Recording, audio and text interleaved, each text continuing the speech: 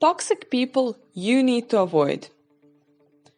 They annoy us, they bring negativity into our life, they make us feel bad about ourselves, they make us feel bad about every decision that we make. They rarely listen to us carefully, etc., etc. I think you got the picture by now. We all know them, we've all been there. Toxic people. Sometimes we can break off the contact, and it is ideal, or at least to keep it to a bare minimum. But sometimes, unfortunately, we have to see them every day, at school or at work, for example. I will describe certain types of toxic people. Sometimes one person can have several of these characteristics. I will suggest solutions in case you do have to still see them and you cannot limit your contact with them. Number 1. They only want to talk about themselves and things that they find interesting. They can easily have a monologue going on for 1 hour. They are not interested in your opinion about the given matter, which they clearly show by not letting you talk longer than a few minutes. So what's the solution? At work, you can tell them that you have something important to finish. If you find yourself in such a situation where you cannot leave them, for example, public transport, tell them that you have a headache and you need a bit of quiet. It is rude, but being straightforward in this case can be the best solution. Otherwise, you will end up listening to them and actually getting a real headache. Number 2, they use you as a trash can for their bad emotions. All they do is complain to you about their own problems. They don't want to hear about the advices you would like to give them. They don't really want to listen to your problems. They almost never call you when they are having a good day, and almost every conversation is about how difficult they have it. So what's the solution? Well, every time they start telling you about a problem they have, be immediately ready to interrupt them. Interrupt them and tell them that you will send them this great video that will cheer them up. Tell them it always works for you. Tell them you will do that when you have time, but now you have to work on something important. Number 3, they simply don't care about you. You can tell them about something interesting that has happened to you or some interesting event you've attended. They easily divert the story to something else, making it as if your stories are not worth listening. So the solution in this case is, as a matter of fact, quite simple. Stop wasting your time on someone who doesn't care about you and someone who shows it repeatedly. Number 4, they are always competing. You started learning how to ski. Well, they've been doing that since they were 8.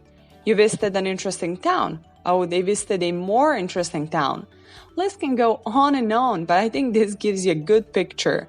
They usually have certain similarities with type number 1. Solution. Talk as neutrally as you can. Talk about things that don't concern either of you. This way, you can dissolve the conversation about competing and comparisons and hopefully move it to something far more interesting and more constructive for both of you.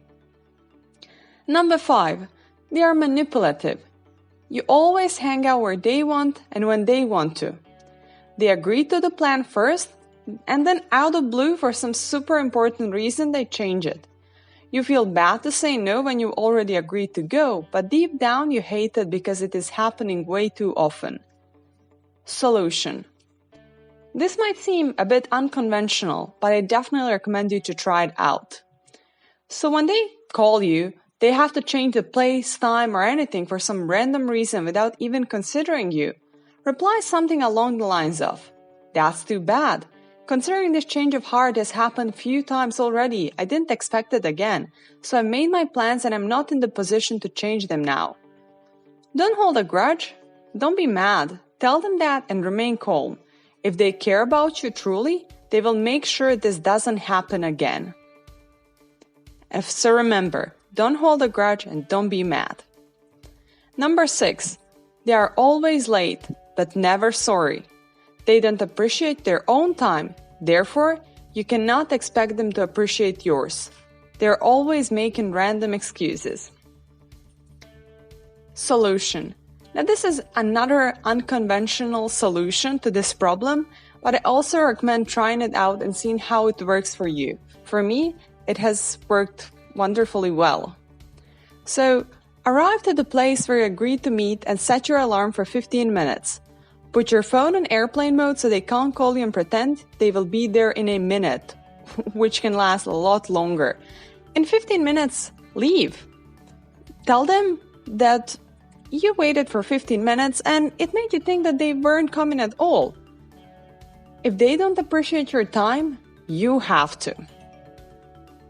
Number 7, they are very judgmental, and nothing you do is ever good enough. So what's the solution? Well, whenever they start criticizing you, make a joke out of it. Ask them if they keep a special report just about you. Remember, don't be mean, don't hold grudges. I hope that this helps you, and don't forget to please like and subscribe.